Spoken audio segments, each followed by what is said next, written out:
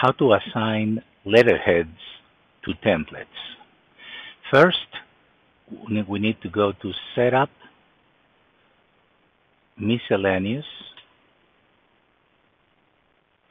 Here, you're going to have to put an image that reflects your letterhead. The size is 540 pixels by 90.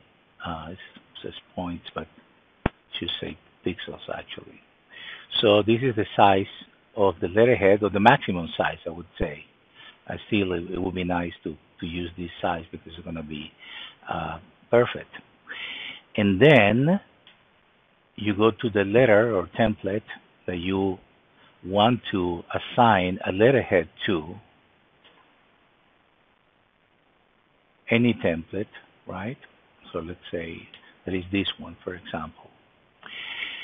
And simply you're going to add double bracket letterhead,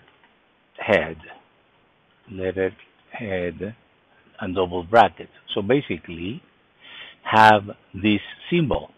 Now when you print this one from anywhere in the program, right? I'm going to do it from here now.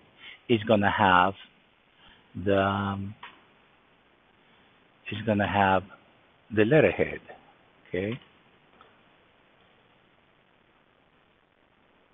As you can see. That's all.